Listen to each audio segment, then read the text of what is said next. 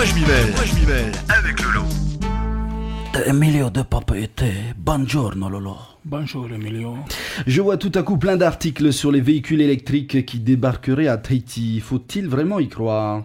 Y croire, oui, bien sûr. Ce serait quand même sympa d'avoir une Polynésie où, petit à petit, les gros 4x4 puants, le gasoil, seraient remplacés par des petites berlines électriques. Non, mais c'est vrai, quoi. J'ai toujours en tête l'image du feuilleton Le Prisonnier avec Patrick McGowan où les habitants se déplaçaient dans des mini-mocs qui n'étaient pas électriques. C'est vrai, quoi, qu'on les voyait jamais faire le plein après tout, donc le doute est permis. Bonjour chez vous. On nous parle d'écologie et de développement durable à toutes les sauces. Alors, est-ce que la voiture électrique, ça va être une super bonne idée ou au contraire un truc qui va faire flop comme l'énergie photovoltaïque ? À la source, on est d'accord, il faut produire de l'électricité, ce ne sont pas des véhicules à énergie solaire, mais ce serait quand même mieux pour l'environnement.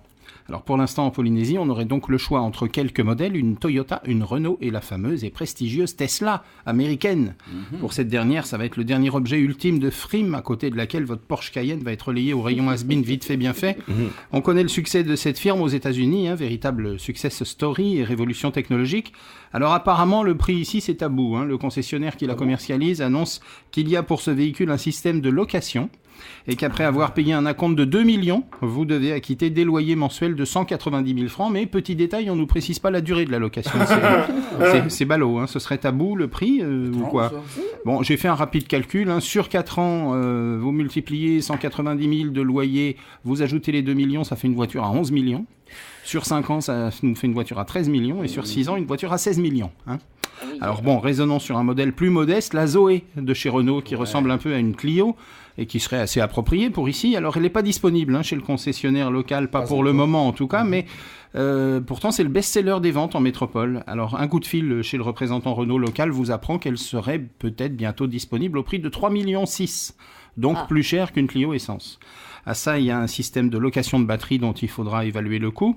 Alors on sait que les véhicules électriques vont avoir des avantages fiscaux, des exonérations de taxes pour favoriser et tenter de booster la filière. D'autre part, on sait que les concessionnaires auto de Polynésie viennent pleurnicher régulièrement pour dire que les ventes sont en baisse, c'est pas facile compte tenu de la crise, tout ça. Ce sont sans doute pas les plus à plaindre, mais surtout, il ne faut pas oublier que nous avons tous la possibilité de pianoter sur Internet pour aller voir les prix des véhicules électriques et on constate rapidement que la Zoé de Renault est vendue à partir de 13 000 €, soit environ 1,6 million, à quoi vous ajoutez peut-être 200 000 francs de transport, ça vous fait un modèle à 1,8 million, et donc crac boum, pirouette, cacahuète, prix de vente, le double. Oui. Mais reviens, Hirote Farrere, reviens nous faire un rapport sur les marges des importateurs automobiles.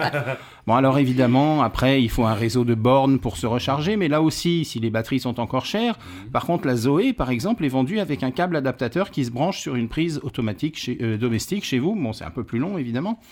Donc voilà, encore un bel effet d'annonce, mais je ne sais pas pourquoi, j'ai l'impression que ça risque de faire comme pour l'énergie solaire. On en reparlera dans 20 ans. Et bonjour chez vous.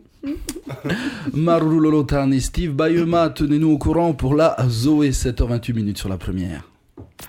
C'était De quoi je m'y mêle avec Lolo.